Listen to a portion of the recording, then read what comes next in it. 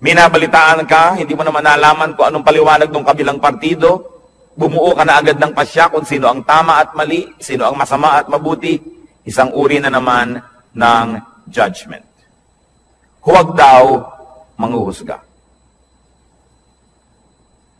Matthew 7:1-2, ang Panginoong Jesus, sabi niya, do not judge. This is another echo of what was said. Or you too will be judged. For in the same way you judge others, you will be judged. And with the measure you use, it will be measured to you.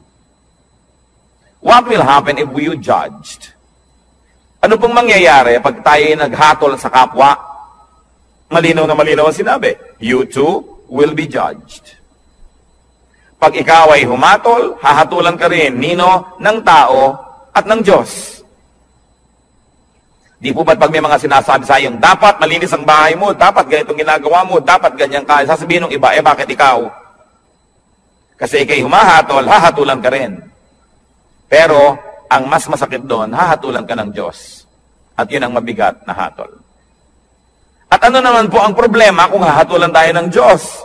Well, you will be found guilty. Tiyak na pagka Diyos ang naghukom sa atin at tayo'y sinukat, tayo'y kulang.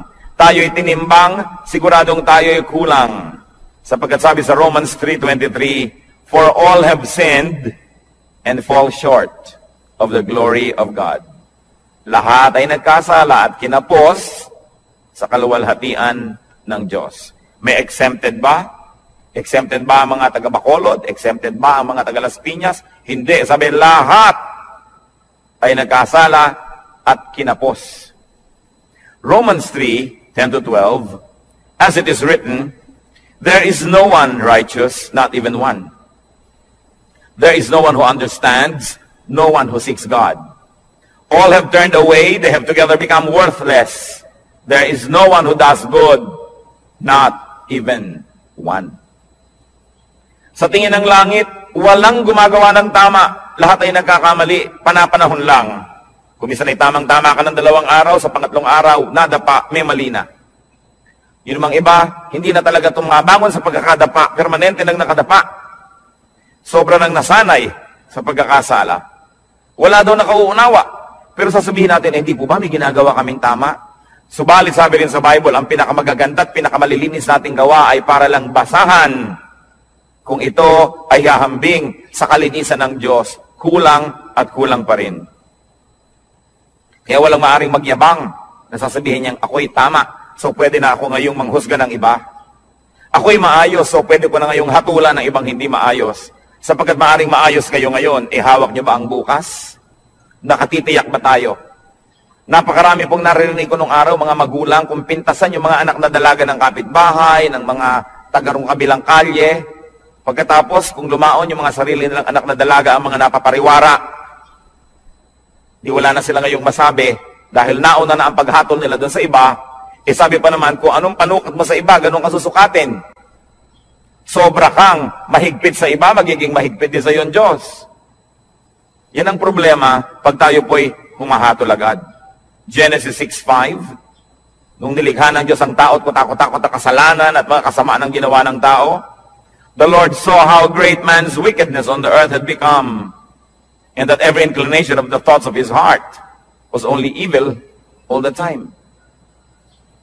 Nakita ng Panginoon kung gaano naging kasama ang puso ng tao na wala siyang hinahanga, diniisip, kundi ang gumawa ng kasalanan. What will happen if you did not judge others? Well, you will not be judged. Yun ang blessedness. You will not be judged by people. Kasi hindi ka mapagsasabang, bakit ikaw? Bakit ikaw? Kasi wala kang binibitawang mga salita na humahamak sa iba at humahatol sa iba. So bakit kasi silipin? Pero ang mahalaga, God will not judge you. Hindi ko po alam kung naranasan nyo na mga kapatid, mga kaibigan, na talagang may ginawa kayong masama, talagang mali. Tapos huling-huli kayo at wala na kayo talagang maikakatuwiran. At ang kailangan nyo na lang talaga, awa ng kapwa. Ang kailangan nyo na lang talaga, maunawaan kayo, patawarin kayo. Kung tayo nalagay na sa ganung mga kalagayan, alam natin kung gaano kahina ang posisyon ng isang taong may kasalanan. Kaya ang inaalok ng Panginoon, patawad. Napakataas ng Diyos. At sa kanyang kabutihan, sa ating mga kabiguang siya'y abutin, ay minarapat niyang dumukwang, yumuko at tayo'y abutin. Lumilinis tayo, hindi dahil tayo malinis, kundi dahil tayo'y pinapatawad lamang. Kaya tayo na tumatanggap ng patawad ng Diyos, sino tayo para hindi magpatawad ng iba? Tayo na nangangailangan ng kanyang kabutihan, sino tayo para hindi maging mabuti sa iba? Napaka-importante mga kapatid, you want to be blessed, do not judge. Pero araw-araw, gaano karami ang inyong binibitay? Gaano karami ang ating ipinapasilya elektrika, pinibigyan ng lethal injection? Gaano karami ang sinisira natin ng puri, pinapakulong natin, sinasaktan natin dahil sa ating mga bibig? Hindi nyo pa alam kung bakit nagkagulo yung dalawang tao, may kakampihan na kayo agad. Pag may nakagalit ang inyong anak, ang inyong kapatid, ang kapatid nyo anak at anak, lagi ang mabuti at ang laging masama ibang tao. Wala pa akong nakitang magulang na yung anak niya nag-drugs, napariwara, gumawa ng mga masama, nasasabihin niya, naku, masama ang anak ko. Wala. Laging nahawa sa masasamang kaibigan. Yung mga magulang naman, nung sinasabing masamang kaibigan na yun, yun din ang sinasabi nun, ako yung anak ko na influensya lang nung kabila eh. Kailan tayo magbubukas ng mata para tanggapin ang mga kamalian, mga kahinaan natin at ng mga mahal natin sa buhay? Kampi-kampi. We judge people immediately if they cross the path of those people that we love.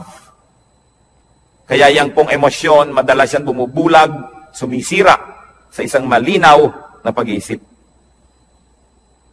Nakita niyo po sa mga hukuman, bago patawan ng hukom ang isang nasa sakdal, kailangan mo nang madinig ang magkabilang panig. May saksi ang umuusig, may saksi naman ang nagtatanggol. Pareho silang bibigyan ng panahon, susuriin ang kanilang mga sinasabi. Pero tayo po ba ginagawa natin yon o napakabilis nating gumawa ng mga conclusion na mga pagpapasya tungkol sa iba nating kapwa? Remember, pwede naman kayo mag-judge, okay lang yon. Just be perfect so that you will not be judged.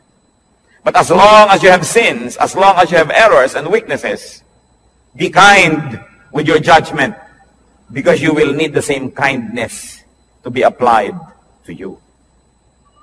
Do not judge if you want to be blessed. Ngayon po yung verse 37 ng Luke 6 na binabasa natin, forgive and you will be forgiven. Pangalawang hakbang tungo sa pagpapala, second step to blessedness, forgive. Magpatawad. Ano po bang kahulugan sa diksyonaryo ng forgive? It is to stop blaming, tigilan na ang paninisi, or to absolve from payment, huwag nang singilin pa. At hindi pinag-uusapan dito ang pera o utang.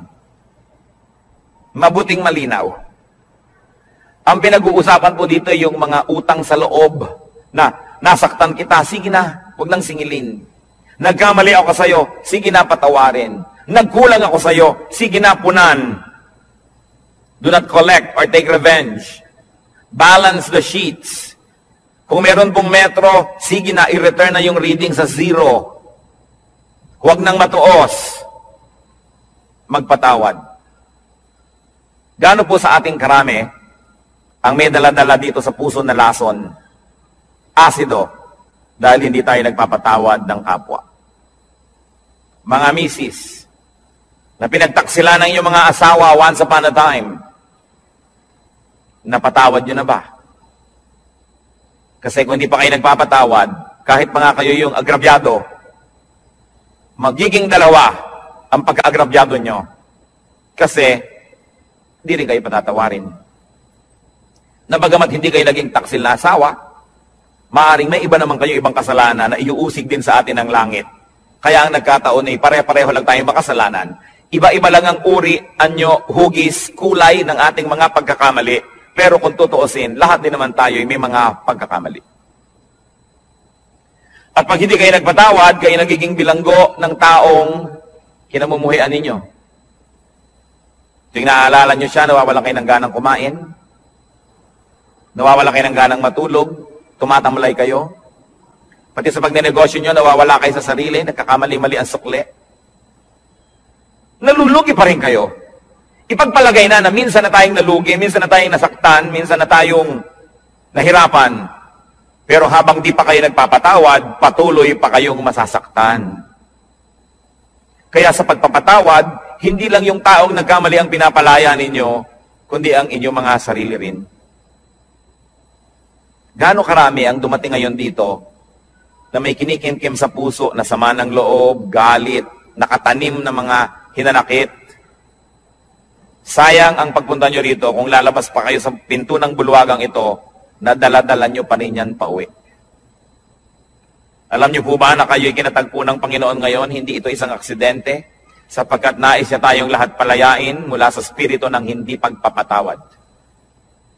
Kung ang Panginoong Jesus na walang kasalanan, hinampas, sinaktan, ipinako, pinagbuhat ng mabigat na troso, inalipusta, dinuran sa muka, binunutan ng bigote, sinampal, pinagsabihan ng mga masasakit na salita, sa kabila ng kanyang pagbuhay sa mga patay, pagpapagaling sa mga may sakit, pagpapakain sa mahihirap, sa kabila nun ay siya'y nagawa ng masama, subalit siya'y nagpatawad. Sino naman tayo para hindi magpatawad? Meron din naman tayong nagawang mga masasama. What will happen if you forgave?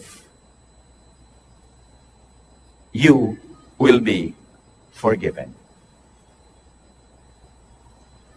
Kuminsan po, nalulungkot ako makita ang marami nating kababayang napaka-mga relihiyoso.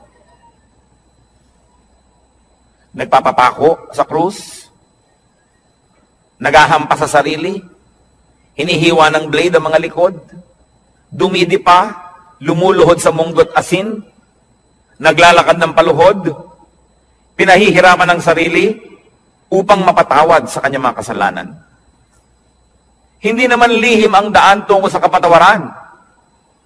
Hindi sinasabi ng Panginoon na, para patawarin kita, pahirapan mo ang sarili mo, saktan mo ang sarili mo. Ano po ba ang Diyos natin? Sadistang Diyos? Na ikalulugod niya na makita na tayo nahihirapan, nagdurugo, nagpapawis ng dugo? Hindi siya ganon. Hindi hinihingi ng Diyos ang ating mga sakripisyo para niya tayo patawarin.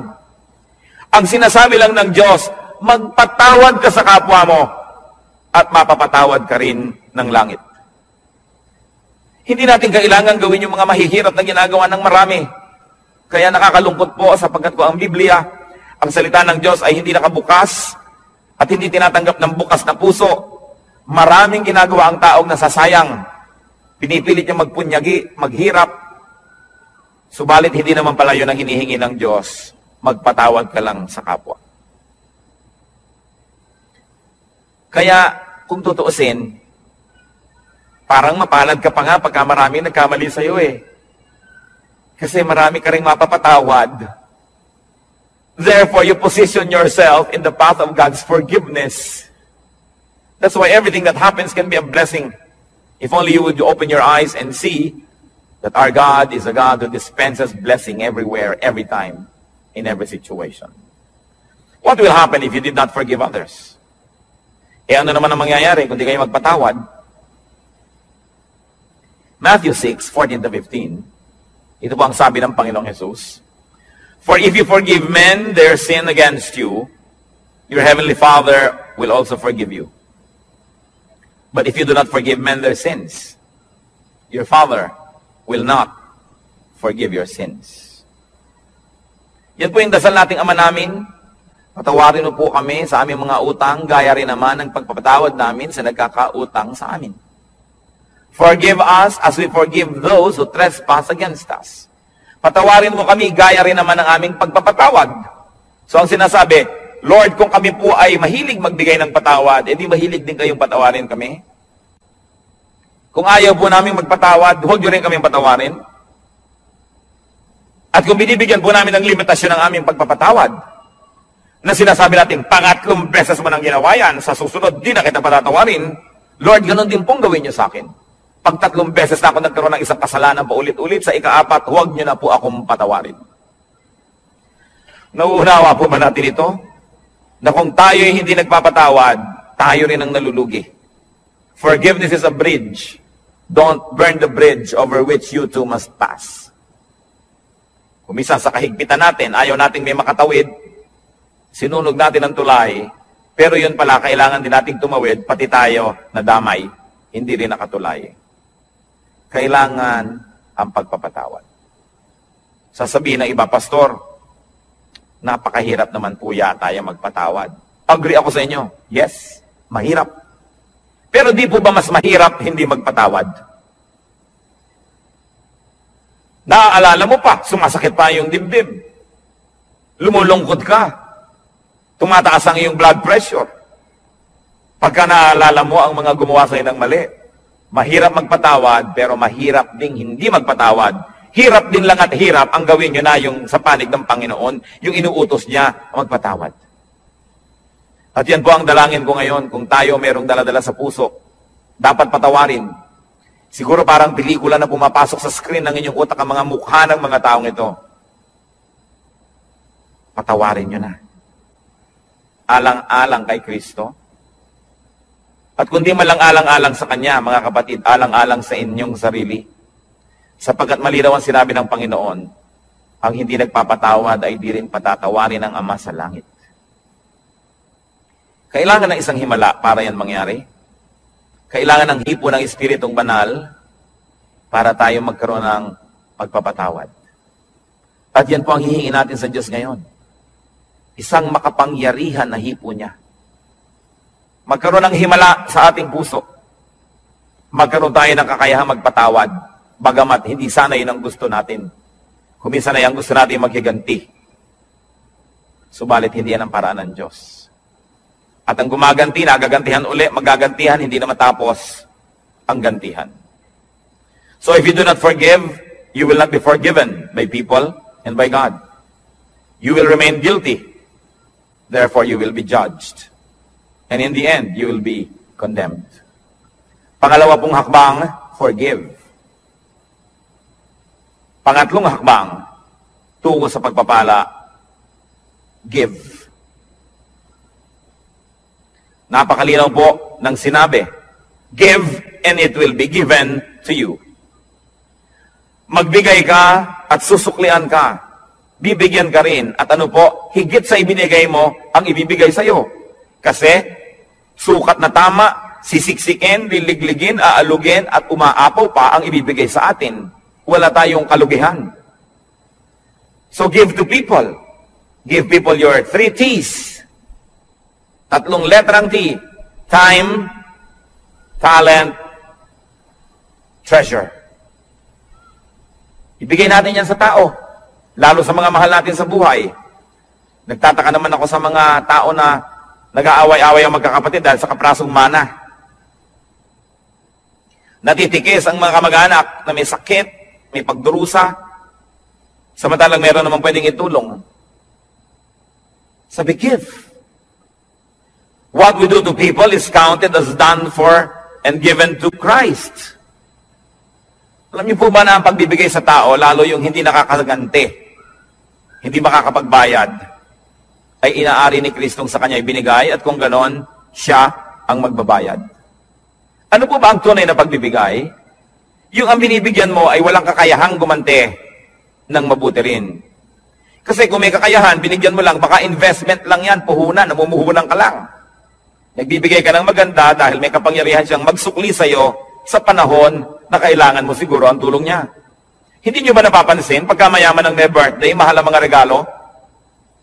Tapos pagkapuha natin, mahirap ang may birthday, kung ano-ano lang ng mga binalot na kalendaryo. Mga tuwalyang may mga sulat na inchik na good morning, na isang laba mo lang, gapak-gapak na. Kasi mahirap ka eh. Baka hindi ka makapagbigay ng mamahalin sa birthday niya, so ba't kanya bibigyan ng mahal? So, hindi nagbibigay ng mumuhunan. Pero kung tayo po ay mga kamaralita, may nagregalo sa atin ng napakahalagang bagay, alam nilang hindi natin kayang suklian yon, yun ang tunay na nagbigay. So, pati po ang ating mga pagbibigay, susuriin natin, tayo ba'y nagpapadama lamang, namumuhunan lamang, o nagbibigay talaga? Sa palagay niyo po ba, ay maipagkakaila natin sa Diyos ang tunay na laman ng ating puso? Ang Diyos ang sumusukat, maging na mga iniisip natin na lingid sa ating kapwa-tao. At sabi nga sa Bible po, sa oras ng paghuhukom, sasabihin ng Panginoon, hali kayo mga hinirang, mga pinagpala. Nagugutom ako, pinakain ninyo ako, nagiginaw ako, binigyan niyo ako ng balabal. May sakit ako, dinalaw niyo ako. Nakulong ako, nasa piitan, helpless, powerless. Pinuntahan ninyo ako. Dito ang inyong gantimpala. At sabi ng mga tao, kailan naman po namin nakita na ganun kayo? Diyos naman kayo. Sabi ni Lord, Aba, lahat ng taong tinulungan ninyo, inaari ko na sa akin nyo yun ginawa. May tanong ako sa inyo. May gumawa ng mabuti sa anak nyo. Di ba tinatanaw nyo? Di ba mas natutuwa pa nga tayo na sa birthday ng anak natin may nagregalo kaysa sa sarili nating birthday? Di ba't kung may mga regaluhan sa Pasko, tinitingnan nyo yung anak nyo kung may nag-aabot man lang kahit isa at nasasaktan ang puso nyo na walang nagbibigay sa kanya? Lahat ng tao, likha ng Diyos.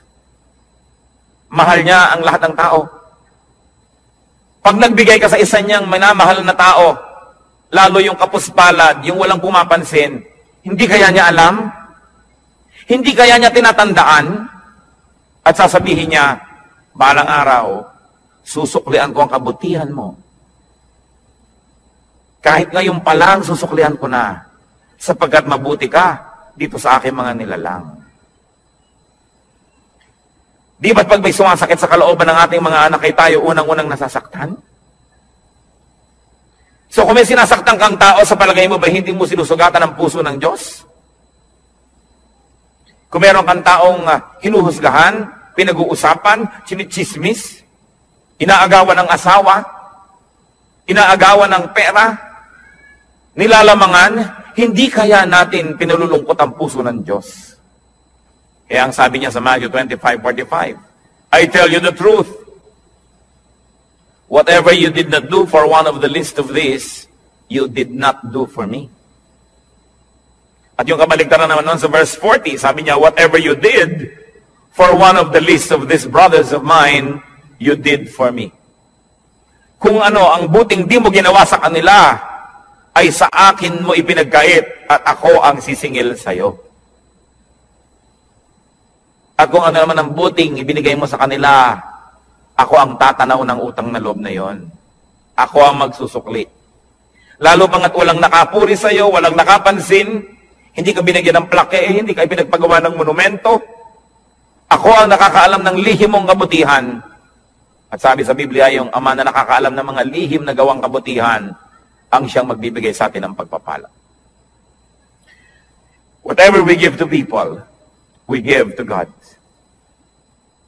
And if you give to people, therefore you give to God. Why will you not be blessed?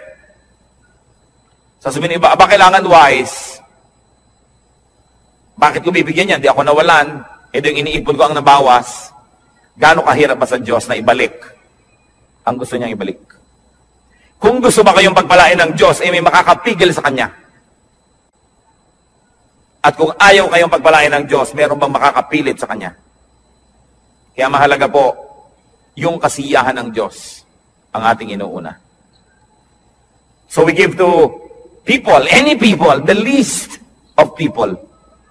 But we also give to Christ's workers. Whatever is given to Christ's disciples, whatever is given to Christ's workers and servants, is counted as given to Christ. Mark 9:41, sabi ng Lord, I tell you the truth. Anyone who gives you a cup of water in my name, because you belong to Christ, will certainly not lose his reward. Kausap niyo po ang kanyang mga disipulo. Sabi niya,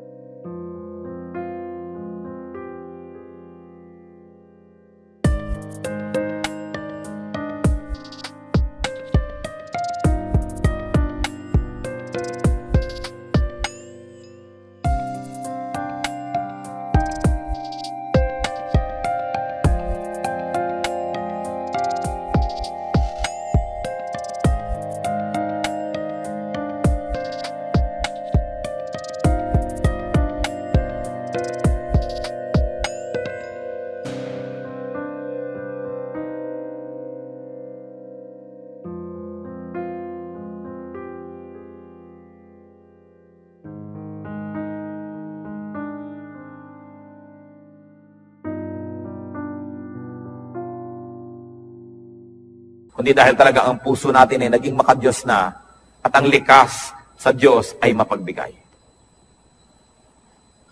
Ganon din naman ang ibinibigay natin sa church, sa gawain ng church, inaari rin yun na ibinibigay kay Kristo.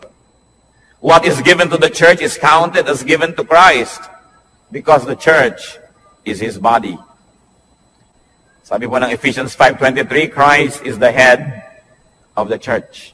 His body, of which He is the Savior. Kung ang iglesia, ang kapatiran ay si Kristo ang ulo at ang lahat ng narito ay bahagi ng kanyang katawan, kung may sinasaktan tayo na tao sa church, meron tayong tinitikis na gawain, may tinatalikuran tayong mga duty, edi ang tinitikis natin ay mga bahagi ng katawan ni Kristo. Pwede bang mahal mo ang isang tao, inaayos-ayos mo yung mukha, pine-facial mo, minamasa-masahe, pagkatapos, pinuputol mo yung mga daliri, minamartilyo mo yung tuhod, pwede ba yun? Dahil si Kristo ang pinuno ng iglesia, mamahalin natin ang lahat ng bahagi nito. Pagmamalasakitan, aalagaan, tutulungan. What will happen when we give to people, to Christian workers, to the church? We receive back what we give.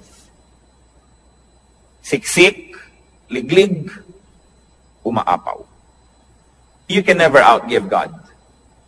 Katulad ng mga lingkod ng Panginoon, mga pastor, mga misyonero na marami nagre-regalo, tiyak na yung mga nagre-regalo doon dahil una nang naregaluhan noong manggagawa na yun ng Panginoon. Siguro na ipanalangin, siguro naturuan, na bigyan ng pangaral, na bless, kaya ngayon nagsusukli. Yan ang sinasabi, pag nagbigay ka, may babalik. Ngayon, kung walang nagbibigay sa iyo, kapatid, edi mag-isip-isip ka rin. Baka naman hindi ka rin nagbibigay kasi. Because if you are a blessing to people, the same people will also be blessings to you. Because life is a circle. Pabalik-balik lang. We inhale, we exhale. Araw, gabi, dilim, liwanag. Give, receive. Yun ang buong circle. Kasi barado. Dahil ang mga ilog dito, sa dami ng bara, tanggap lang ng tanggap ng mga dumadating pang tubig, dumadating na kalat, hindi naman ibinibigay, hindi naman lumalakad, tanggap lang ng tanggap, bumabara tuloy. Ano ba ang magandang ilog? Di po ba't yung umaagos? Na narito ako, tatanggap ako, ibibigay ko. Tatanggap ako, ibibigay ko. May agos. Pag tumatanggap tayo ng pagpapala ng Diyos, meron tayong ginagamit sa sarili, may ibinibigay tayo, may agos. Pero kung sinosolo mo, ang kamay may punong-puno na ng mga luma at mga hampok at mga bilasa na mga pagpapala. Paano ka tatanggap ng bago? Kailangan kasi pag may pagpapala, ibinibigay natin sa iba, tinatanggap natin yung iba, wala ka na namang laman, bibigyan ka na naman ng Diyos. How can you inhale when you have not exhaled? So it's a matter.